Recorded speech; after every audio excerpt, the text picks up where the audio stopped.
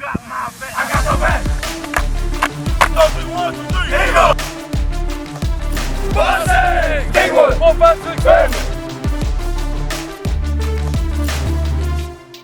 On Friday, September 13th, the Tennessee City Eagles will take on the Kingwood Mustangs, and it's going to be competitive. Real competitive. But at halftime, we're all coming together for a good cause. Go, fight, win. September is Childhood Cancer Awareness Month. And Gold Fight Win is an opportunity for us as a district to be a light to kids who are battling pediatric cancer. At halftime, everybody, and we mean everybody. Everybody will come together for a unified halftime show. Text and Live will stream it to a local hospital where children who are battling cancer will be watching. And we are asking you to come out and take part. And create a dialogue with your students about this devastating disease. Humble ISD was inspired by what they did at the University of Iowa. We end tonight with a heartwarming gesture in the American heartland. Football fans in Iowa have redefined the wave in a very cool way. Dana Jacobson has the story.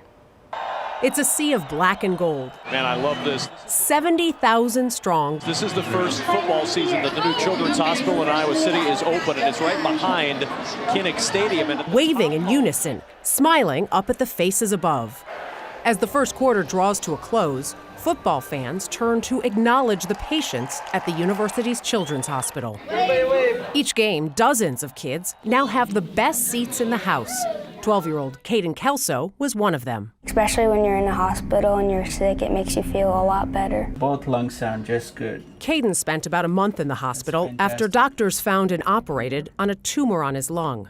During his stay, a hometown hero, Hawkeyes wide receiver Nick Easley, paid him a visit. We just talked about football, and he was just saying, "Hey, Caden," and he gave me his playing gloves, and he told me that I'm an inspiration. What did that mean to you?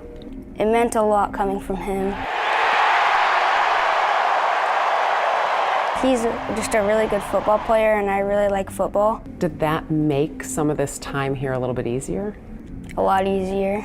I just think about him and all the kids up here going through a lot tougher things than we are out there, kind of, puts some perspective on it. Senior Akram Wadley has been spending time with the hospital's young patients since early on in his college football career. What do you remember that coach has said about the relationship that you have with these kids? I remember in the locker room he talked about how strong the kids are.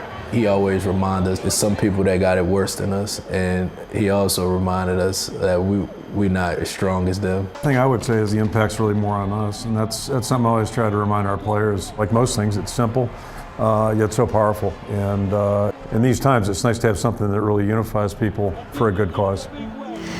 My family was directly affected by pediatric cancer when my daughter, Addison Faith, was diagnosed at just 1 year old. She was treated with drugs that were designed for adults, extremely toxic, and worst of all, ineffective. With less than 4% of funding going towards pediatric research, it is vital that organizations like ours and people like you step in to fill in the gaps. Addi's Faith Foundation, the L3 Foundation, and Mothers Against Cancer are teaming up with Humble ISD to go gold this September. On behalf of all the children who are currently battling cancer, we thank you for your support.